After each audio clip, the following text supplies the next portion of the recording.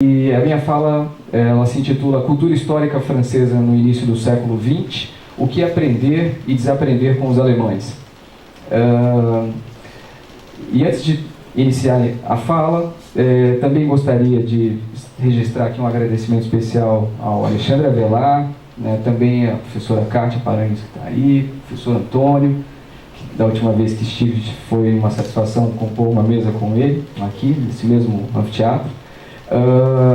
E ao agradecer ao Alexandre Avelar, dizer que as amizades são o que há de mais importante e precioso na vida, acadêmica ou não, e também saudar, além do professor Paranhos aqui na mesa, meu estimado colega Sérgio da Mata, o qual guardo o privilégio da amizade cordial e cujos trabalhos tenho lido com muita atenção, interesse e admiração.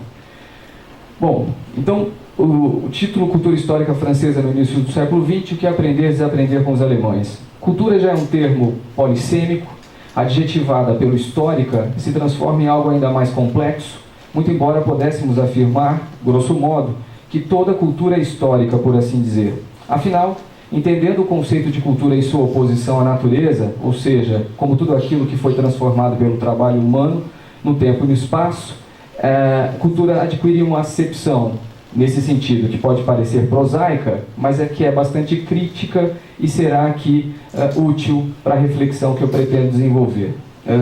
Na análise aqui pretendida, destacarei um tipo particular de trabalho, o do historiador. Ao pensar o ofício do historiador como um tipo específico de saber fazer, que foi reinventado a partir do século XIX, em meio ao processo de autonomização e de profissionalização do campo, vou tomar como objeto de reflexão uma cultura determinada da história, vivida em solo francês, no alvorecer do século XX. Toda cultura se dissemina dinamicamente através de indivíduos, grupos, sociedades, expressando conteúdos, diferenças, identidades, imagens, pensamentos e textos. Culturas constroem crenças, comportamentos, valores, instituições e regras que conferem sentido aos sujeitos e às suas práticas.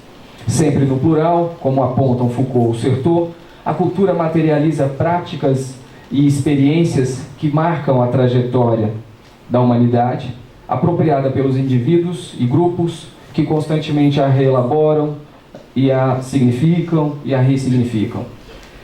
Ambos autores, Certeau e Foucault, lembram que qualquer cultura só deve ser pensada historicamente.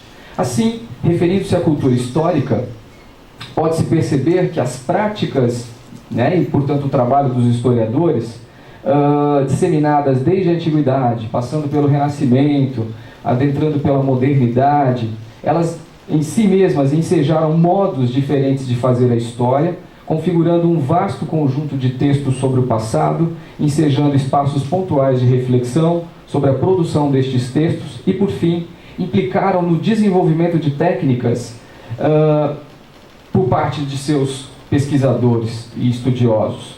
Tais aspectos, compreendidos em sua historicidade particular, revelam momentos em que este saber fazer passou por profundas transformações, adquirindo maior consciência de si mesmo e das técnicas de sua produção, permitindo pensar em identidades para os historiadores. Reinhard Koselleck, em História e História Magistra Vitae, um dos capítulos que integra o seu futuro passado, elabora uma das melhores análises para se compreender este processo da dinâmica do campo e de sua reinvenção na contemporaneidade. Além dele, sublinho ainda Anthony Grafton ou François Hartog como dois outros autores importantes que pensaram o trabalho dos historiadores a partir do século XVII. O primeiro, ao estudar aspectos da produção e da difusão da história erudita, no século XVIII, sobretudo, e o segundo, discutindo o advento do regime de historicidade moderno. Para fins didáticos, destaco, nesta breve discussão, um conjunto de práticas específicas vivenciadas por historiadores franceses, subsumindo-as ao que denomino de institucionalização do campo historiográfico. Analisarei ainda alguns procedimentos que passaram a orientar o ensino, a produção e a divulgação da pesquisa histórica no final do século XIX e início do século XX. Tentarei indicar como aqueles procedimentos representam uma modificação em relação às culturas historiográficas anteriores, instaurando não somente um novo regime de historicidade, mas, sobretudo, um novo regime de cientificidade, que fixou novos parâmetros para o trabalho dos historiadores. Ou seja, tais inovações introduziram algumas novidades nas práticas historiográficas contemporâneas, responsáveis pela emergência de uma cultura histórica particular, diferente do cenário que havia até meados do 800.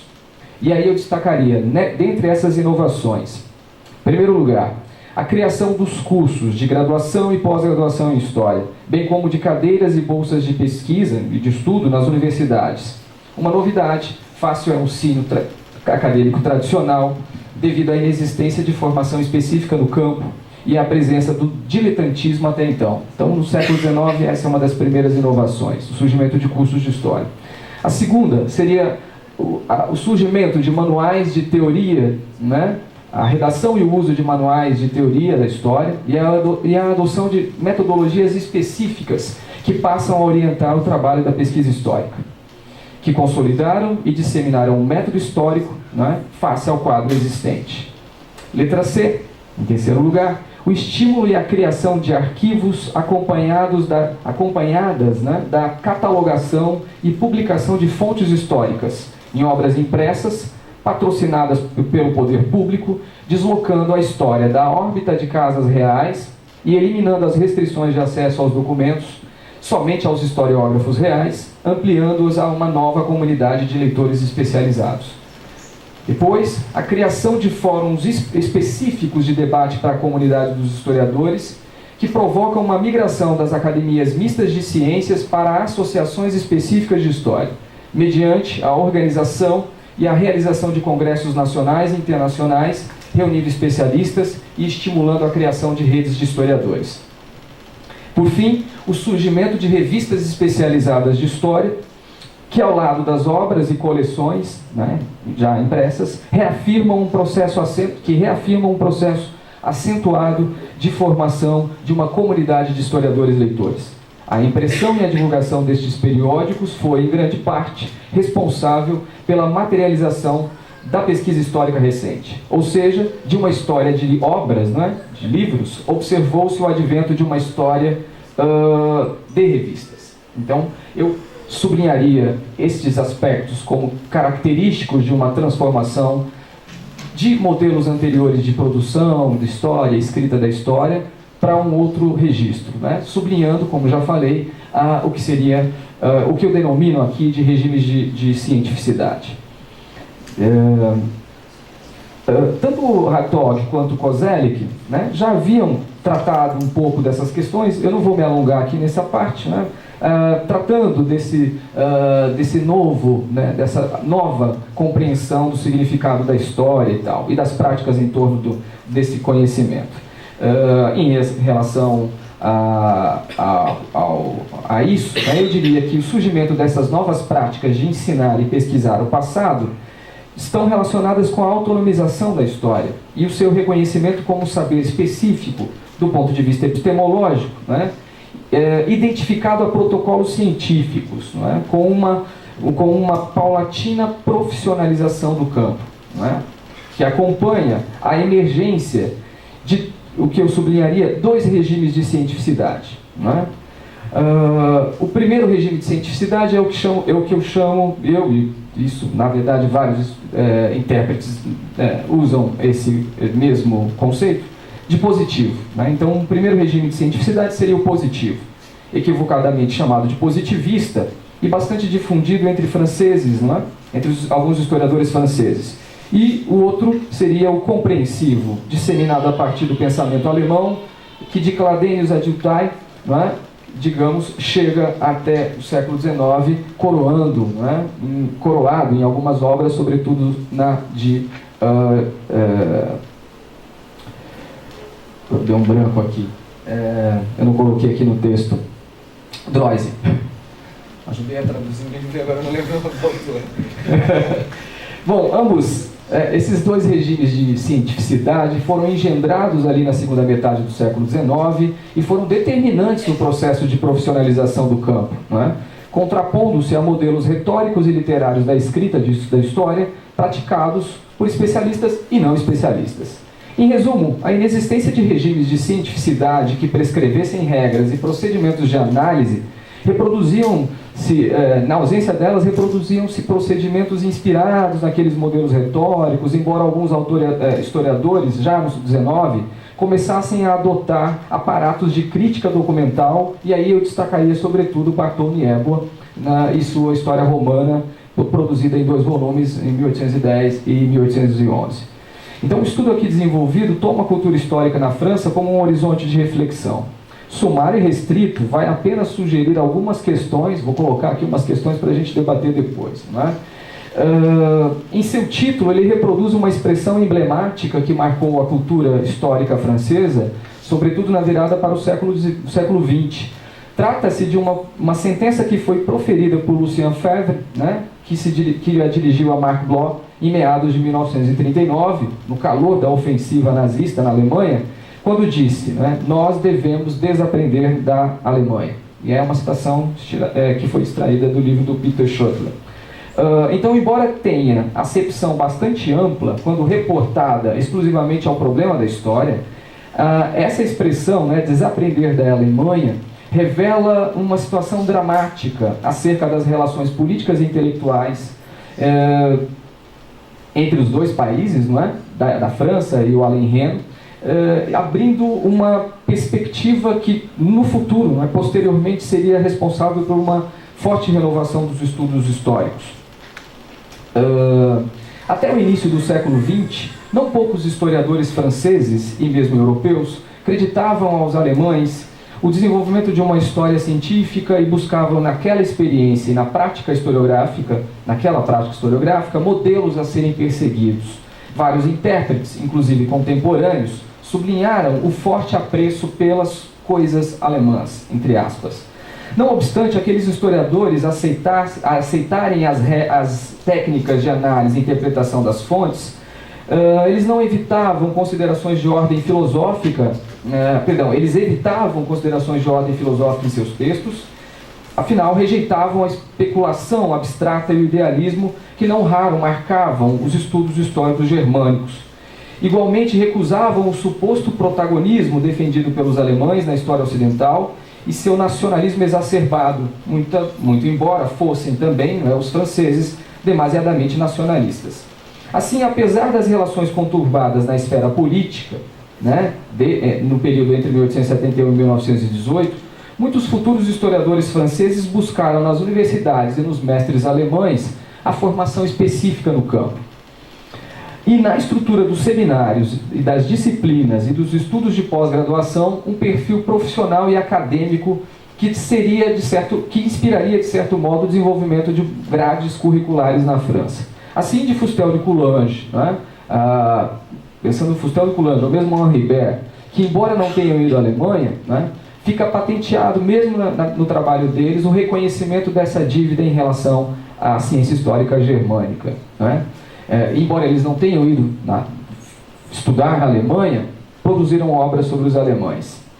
Eu preparei aqui um quadro, mas eu esqueci de pedir uma transparência, mas aí nesse quadro eu coloco alguns dos maiores historiadores franceses do XIX, ou pelo menos os mais conhecidos, e a trajetória deles acadêmica e, enfim, as obras que produziram.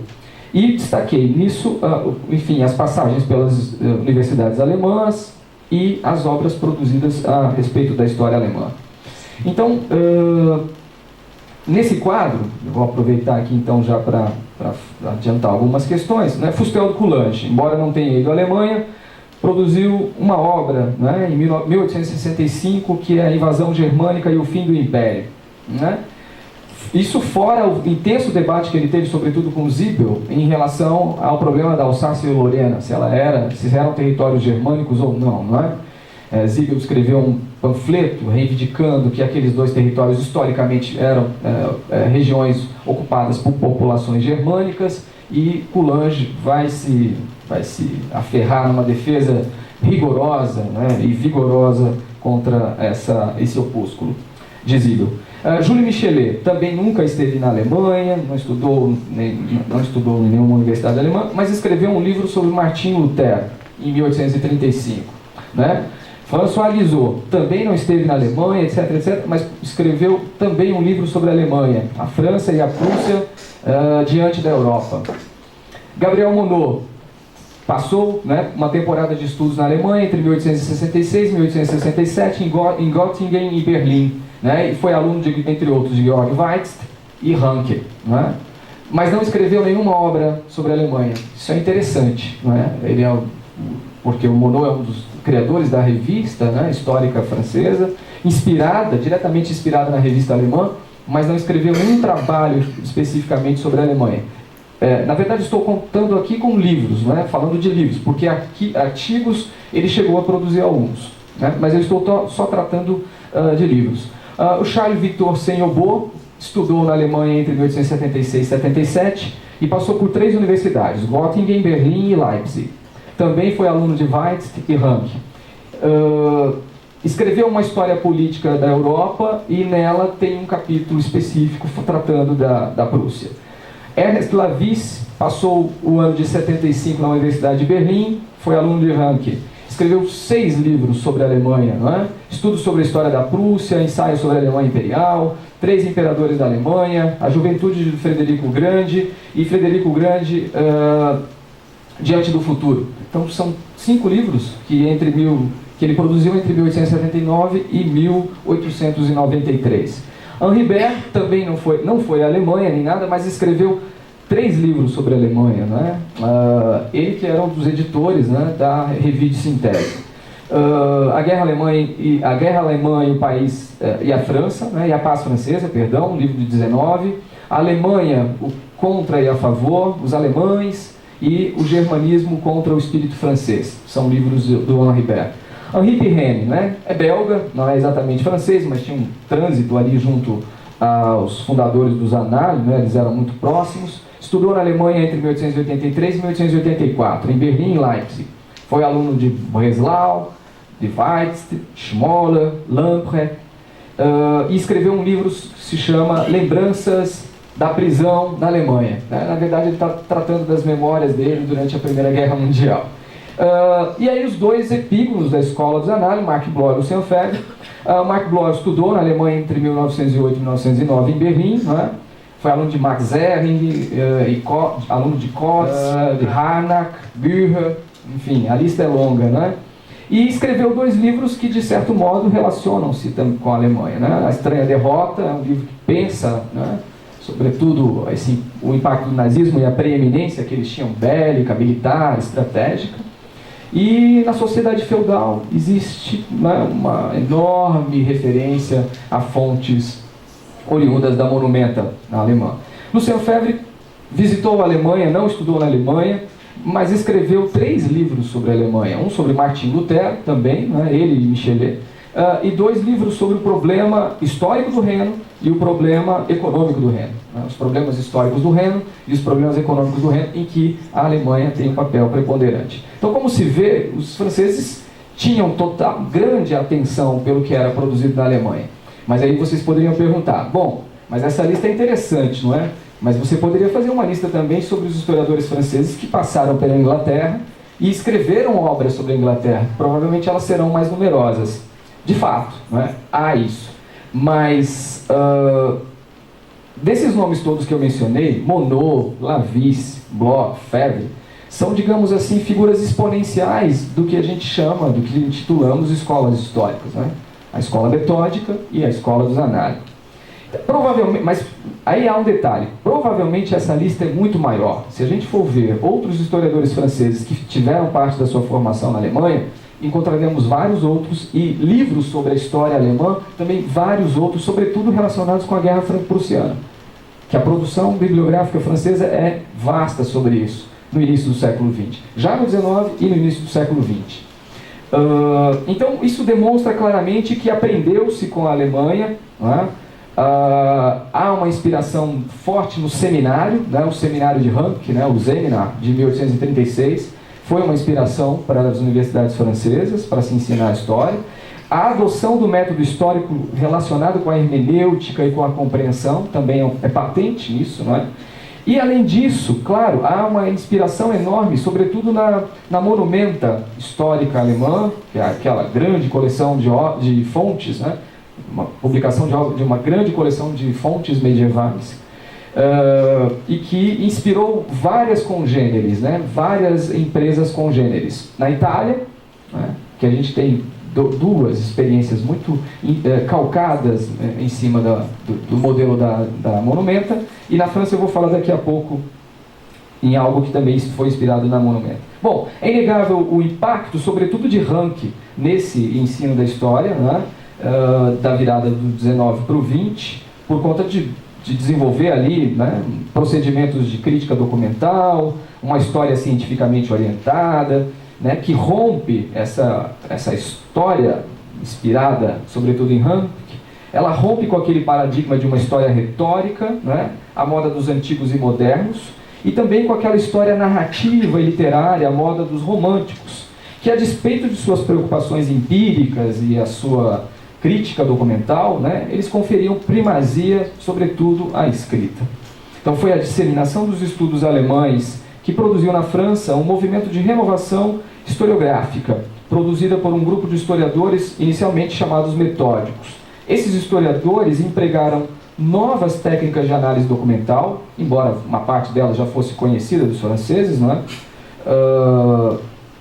Que seria a crítica interna e externa, aproximando a história de um regime de cientificidade positivo. Não é? Os franceses partiam de um realismo epistemológico amparado nas fontes, as quais deveriam ser capazes de retratar objetivamente o passado.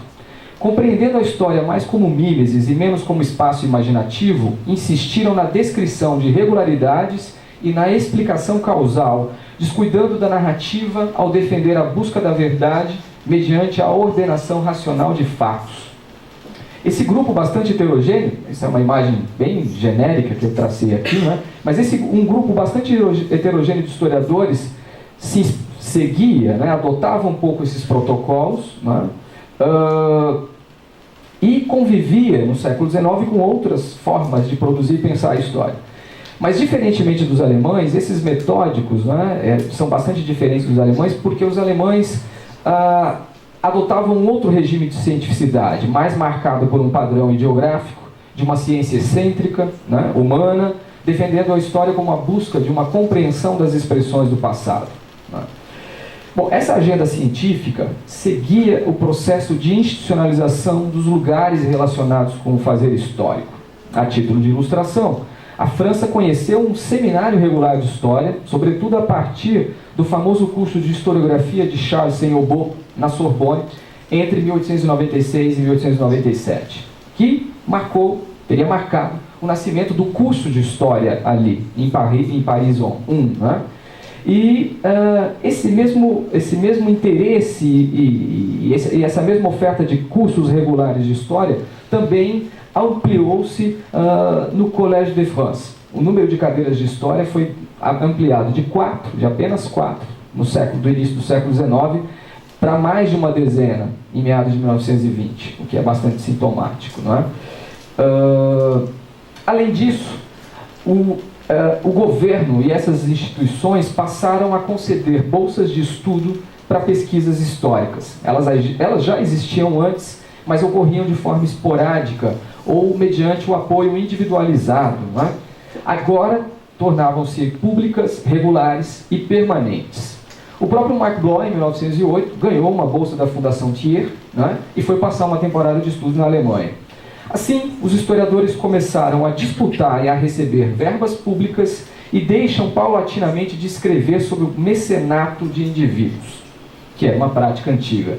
Esse novo quadro é uma das marcas da reforma, né, e acompanha uma reforma ampla educacional, capitaneada sobretudo por Ernest Lavis, não é? Iniciada em 1904.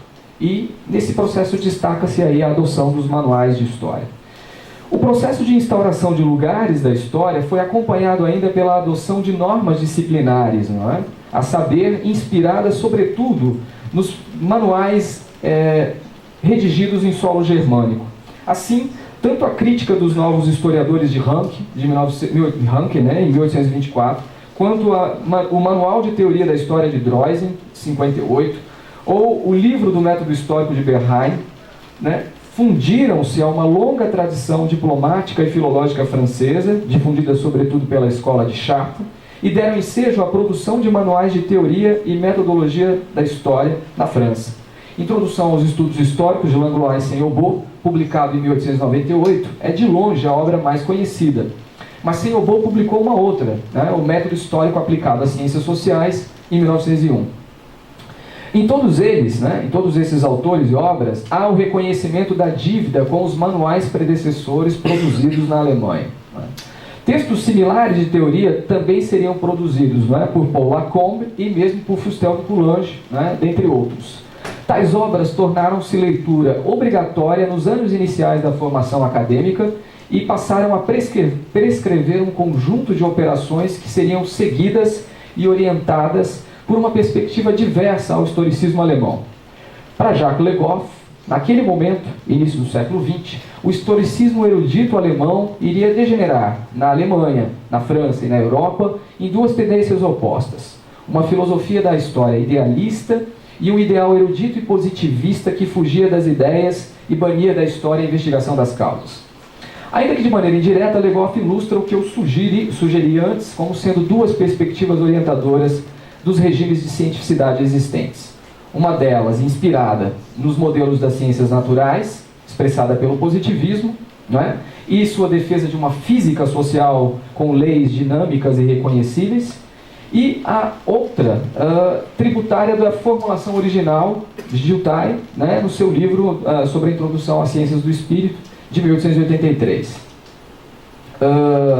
Ambas responderam às exigências de uma história científica e capaz de se firmar ao lado dos demais campos do saber que se instituíam também ali no século XIX. Outro lugar privilegiado da institucionalização do campo relaciona-se com a organização e divulgação de acervos documentais. Assim, em 1834, François Guizot, ministro da Educação, instituiu um comitê de trabalhos históricos encarregado de publicar a chamada coleção Documentos Inéditos sobre a História da França, que é nitidamente inspirada na monumenta alemã. Naquele momento já existiam os arquivos nacionais, não é, que foram criados em 1790, e as publicações da École de Chartres, que desde 1821 passava a formar um corpo de especialistas, não é, em arquivos, que também acabavam atuando como historiadores, não é, mas que a partir de 1850 eram designados a ocupar a direção dos novos arquivos que iam sendo criados nos departamentos franceses. Para incentivar a divulgação das fontes, Napoleão III patrocinou ainda a organização da coleção Alexandre Zomerat de obras medievais no Museu de Cluny. A investigação arqueológica também seria incentivada pelas criações das escolas de Atenas, de Roma e pela Escola Prática de Altos Estudos. Não é? O processo de profissionalização e o conhecimento dos trabalhos publicados em diferentes países foi responsável também pela criação de fóruns especializados que começaram a integrar esta comunidade de novos especialistas, substituindo as antigas academias mistas de ciências por associações específicas na escolha desses jovens historiadores, acompanhadas pela realização de congressos regionais, nacionais ou internacionais de história. A gente tem o caso do Instituto Histórico e Geográfico Brasileiro, que tinha lá políticos interessados em geografia, em história, né, e letras também. Alguns textos versam sobre língua e letras. Ele é uma dessas associações ainda mista, mas não específica, não é, de estudiosos de um determinado campo. Esse processo no Brasil vai ser tardio, mas na França ele já começa a surgir a partir de meados de 1840. Não é? Em 1835, não por acaso, vai ser criada a Sociedade de História da França, também por iniciativa de François Guizot. Uma outra organização importantíssima na virada do século seria a Sociedade Internacional de Ciências Históricas, que passou a aglutinar esses novos especialistas, né, e ao mesmo tempo a realizar congressos internacionais de história. O primeiro foi o Congresso de Haia, em 1898, que foi marcado pela controvérsia em torno de Lamprecht, né, e o método lá na Alemanha. Essa associação internacional existe até hoje e ela já foi presidida, recentemente foi presidida por Wolfgang Mommsen e Nathalie Zemon Davis. Né? Depois de Haia, em 1898, outros eventos ocorreram em Paris, em 1900. Há um detalhe curioso, porque alguns brasileiros participaram desses congressos internacionais. No de Haia, um brasileiro, eu ainda não vi, não peguei a lista para ver quem é, mas em Paris foram 10 brasileiros. E nos outros congressos, Roma, 1903, Berlim, 1908, Londres, 1913 e Bruxelas, em 23, um brasileiro só foi, em quase todos eles. E aí, né, seria interessante saber quem é essa figura, eu ainda não localizei. E um último congresso que eu vou destacar aqui, que é o de Oslo, em 1928, que foi onde Mark Bloch lançou a Revista do Zanardi. E buscou naquele congresso vários dos nomes que comporiam o conselho editorial da Revista do Zanardi. Então esses congressos foram fundamentais para integrar essa rede de novos especialistas de um campo que se profissionalizava e buscava os seus fóruns específicos de debate. Isso é novo, e essa é uma marca que eu destaco nesse processo de institucionalização do campo. Não é? Eu citaria aqui também uma outra associação importante, também que surge rapidamente, não é? Ali na virada do 19, que é a Associação Americana de História, né? American Historical Association, de 1884, fundada por Andrew Dickson White, que estudou não por acaso em Berlim, não é? Franklin Jameson e Herbert Adams, esse que também estudou em Heidelberg em 1874. Então, como se vê, não só para os franceses, também para alguns historiadores alemães, né, o Nicolás até a gente lembrou, você lembrou o That Novel Dream, né, que trata um pouco disso. Também os americanos se inspiraram muito nos avanços da ciência histórica alemã. Por fim, eu relacionaria um último instrumento decisivo dessa institucionalização do campo, que revolucionou algumas das práticas e também a cultura historiográfica recente, que são as revistas de história. Embora existissem anteriormente, as revistas eram preenchidas com assuntos variados, não é? Com artigos literários, políticos, filosóficos e históricos. O século XIX conheceu o advento de periódicos especializados de história, mas também devotados a campos específicos emergentes no século XIX. A primeira revista é a Revista Histórica Alemã, de Siebel, criada em 1859. Em seguida, a Revista Historique Francesa, de Monod, de 1876, que é nitidamente inspirada na homônima alemã. E aí elas são seguidas por outras revistas históricas, a inglesa, depois a americana, e aí várias outras. Tais veículos foram fundamentais para integrar pesquisadores, disseminar métodos de pesquisa, acompanhar o estado da arte através da resenha de livros publicados e divulgar novos trabalhos de jovens historiadores. A origem desses periódicos está diretamente relacionada com o surgimento de uma comunidade especializada de leitores, não é? Ou seja, elas materializaram, portanto, a profissionalização do campo, afinal, eram editadas ou por sociedades de historiadores ou por universidades. Então, por exemplo, no caso americano, embora não existissem revistas específicas de história, muitas revistas que existiam em algumas universidades, semanários e tal, muitas delas passaram a apresentar dossiês de história. Ou seja, elas materializam essa profissionalização do campo e reafirmam um processo de cientificação da história. E é muito interessante observar esse objeto específico de estudo, porque, via de regra, no primeiro número delas, elas lançam um programa, uma agenda, uma linha editorial a ser seguida. E observando os historiadores que integram os seus conselhos editoriais, a gente tem uma compreensão, muitas vezes, do que a gente hoje em dia conhece como sendo o que denominamos de escolas históricas, não é? Então, o estudo dessas revistas poderia ampliar, talvez, não é, o conhecimento da própria história da história, e aí eu enfatizaria aqui algo interessante, desconstruindo certa mitologia em torno das escolas históricas. Afinal, muitas dessas revistas foram confundidas com escolas ou paradigmas historiográficos. Este é o caso da Historische Zeitschrift alemã, que foi identificada a escola histórica prussiana de Droysen, Gervinus, Siebel, mas ela publicava textos de historiadores que não eram exclusivamente integrados a esse grupo. Inclusive Lamprecht, que era crítico do grupo, publicou na Historische, se não me engano, 3 artigos até meados de 1900. A revista histórica francesa, né, a revista Historique, também foi associada exclusivamente aos historiadores metódicos, mas poucos se lembram que historiadores positivistas publicaram lá, como Paul Lacombe, Louis Raufin e vários outros, e também os precursores, ou os que seriam os fundadores da Escola dos Análises, também publicaram na revista Historique. Né? O Marc Bloch tem 2 ou 3 artigos publicados lá, o Lucien Febvre também tem artigos publicados na revista Histórica dos Metódicos. E esse também é o caso da revista dos Análises, que aí isso seria uma discussão à parte que o tempo não daria, né? Então, será que o que nós chamamos hoje em dia de escolas históricas não é uma identificação a essa produção canalizada e difundida por esses periódicos? Fica a pergunta. Voltando ao objeto em tela, alemães e franceses trocaram com frequência colaborações nestas revistas. Franceses publicavam em revistas alemãs e alemães em francesas, não é? A Revue de Synthèse do Henri Bert, por exemplo, publicou Meinecke, Troeltsch, Ricker, Lamprecht. Nos análises, não é? Vários alemães publicaram na revista dos análises, Karl Brinkmann, Bruno Kuske, Vogel, Fritz Rohrig, não é? E na revista de História Social e Econômica Alemã, era frequente a presença de historiadores franceses, por exemplo, Marc Bloch, não é? Agora, há um dado interessante, porque, por exemplo, a revista alemã evitou durante um bom tempo publicar textos de historiadores franceses. A revista dos Análises, embora aberta aos historiadores alemães, a partir de 1945 ela se fecha e durante vários anos não há a publicação de artigos de autores alemães.